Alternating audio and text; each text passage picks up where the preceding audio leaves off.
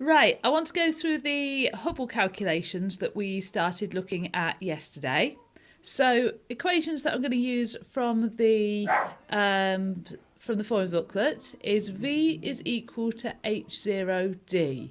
Now, this is that the recessional velocity of a galaxy is proportional to the distance away that is, and the constant of proportionality is Hubble's constant. Now, the velocity we usually tend to measure in kilometres per second. The distance, we're talking about massive distances, so we tend to measure that in megaparsecs. So can you see the Hubble constant, if I wanted to look at what the unit for that would be, it would be kilometres per second per megaparsec.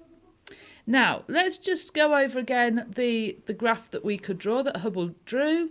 He drew a graph of velocity against distance, and he noticed that there was a correlation, that we got a straight line graph. Now, it's the gradient of this graph that's equal to the Hubble constant.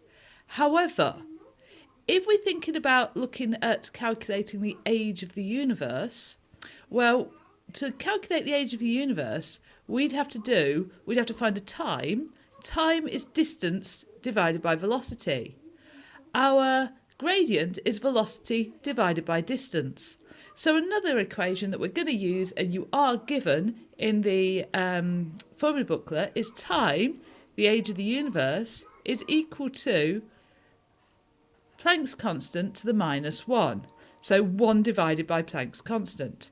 So if we get the gradient of this graph here, do 1 divided by it, we would find the time.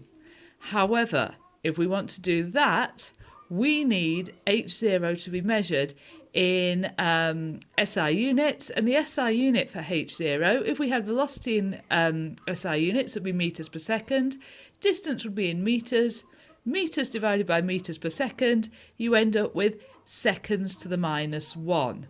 So we've got to be able to convert Planck's constant into seconds to the minus 1 so that we can do 1 divided by that and we can work out the age of the universe. So there are various values that people have found for Planck's constant. We're just going to have a look now.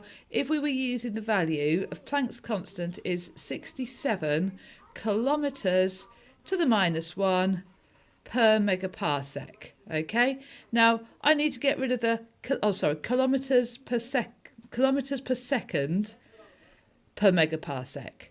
Now, first thing we need to do is get rid of the kilo bit. That's easy. That's 67000 meters per second per megaparsec. Now, to get rid of the megaparsec, so put it into meters so it cancels out, we need to know what 1 parsec is, and that it tells you on the first page of your formula booklet that 1 parsec is equal to 3.1 times 10 to the 16 metres, or approximately equal to.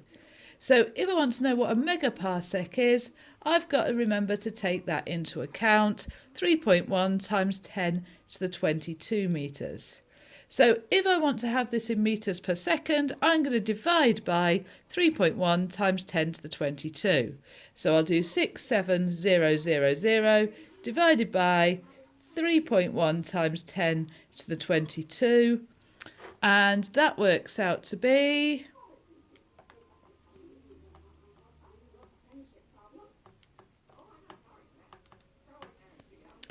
about 2.2 times 10 to the minus 18. And the unit for that is per second.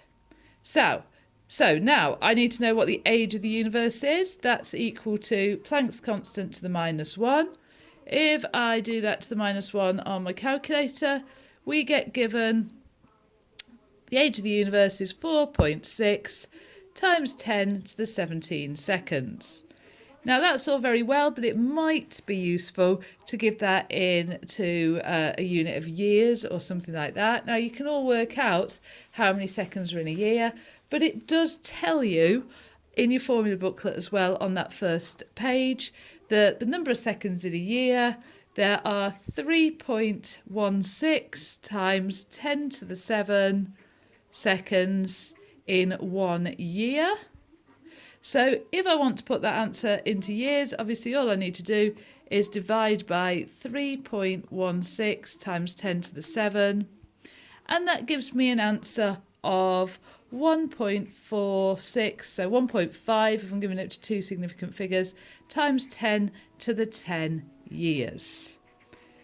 Okay, so make sure that you're clear, because I know I was messing up yesterday, I've had more sleep now, how to convert from kilometres per second per megaparsec into per second, and then 1 divided by that, well, that gives you the age of the universe.